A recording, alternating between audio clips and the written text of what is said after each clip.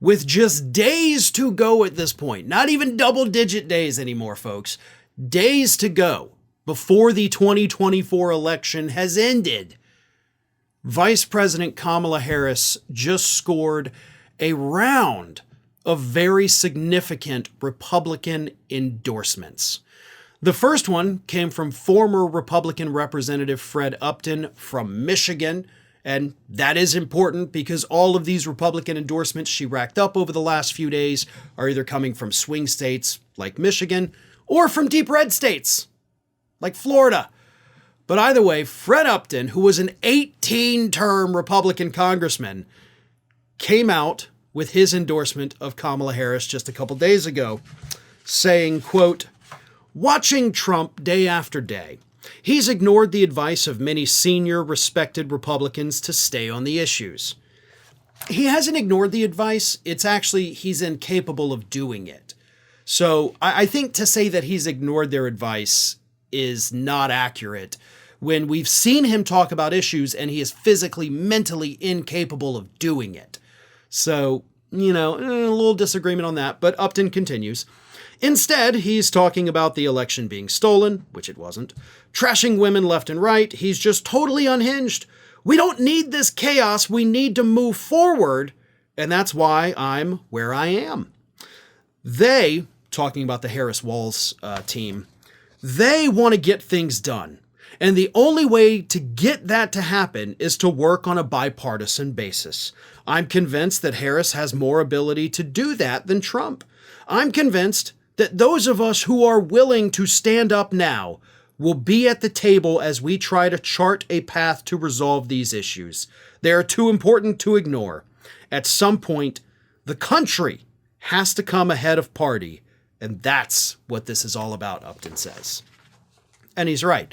And for the record, Harris has said that she'll put some Republicans in her cabinet, probably.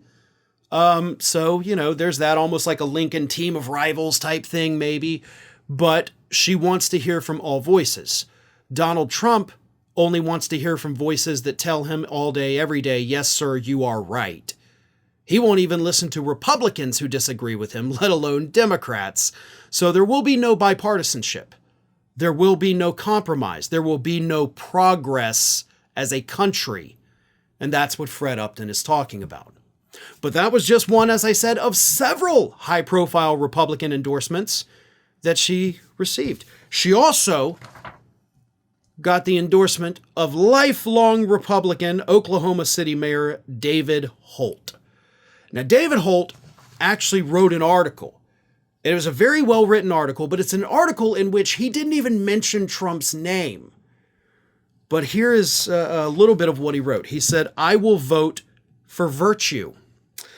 He then, condemned one candidate's praise of brutal dictators around the world, which we know Trump has done with, Kim Jong-un, Vladimir Putin, Viktor Orban, Maduro, all these people that Donald Trump has praised that are absolutely just horrific human beings.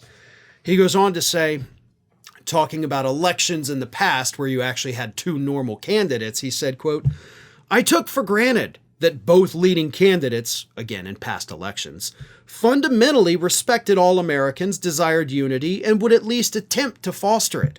I took for granted that both leading candidates would never dehumanize their political opponents, would treat their opponents with basic respect, would not call their opponents names, would never use words like evil or enemy to describe a political opponent." He then said, "I took for granted that both leading candidates communicated in an intentional, thoughtful, and coherent way without gratuitous vulgarity."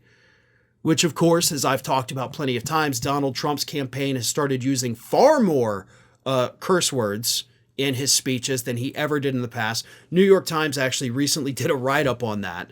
But he also continues, "I took for granted that both leading candidates were strong and confident leaders and would never need to bully people, make grandiose claims about themselves, or seek flattery, all textbook behaviors of insecure and weak people."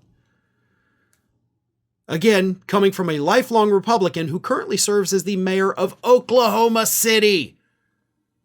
So we're talking red state, red area. saying, I'm not voting for the lunatic, I'm voting for the person that can complete a sentence. I'm voting for the person that's not a total a-hole. That's a good endorsement. The third one from Florida is the former chairman of the Florida Republican Party, Al Cardenas. And Cardenas, in an interview with Telemundo 51, said this: "We're probably on the verge of a potential civil war. You know, with the former prosecutor, she respects the law, she respects the Constitution, she has a very jovial character, and she's committed to trying to unite the country as best she can. Donald Trump's whole theory is anger and it's division and thinking that power comes from getting people to support him against others domestically in America, and that is a very dangerous thing to do. The country cannot function as well as it can if it's divided in this manner." And I thought that this was one election where, you know, looking at the bigger picture of making America strong, bringing us back together, being more civilized on how I approach politics is more important than political positions or anything else. And so I took that very strange step to step aside from my party's decision to support Donald Trump and instead support her. This man ran the Republican Party in the state of Florida, and he's endorsing Kamala Harris. And he's not done yet. He adds, "We have Donald Trump and some of his supporters trying to, you know, bring violence into the process like they did on January 6th. To this day, Donald Trump keeps claiming that the election in 2020 was stolen. Well, how can you preserve a democracy if you can't believe in the sanctity of the elections?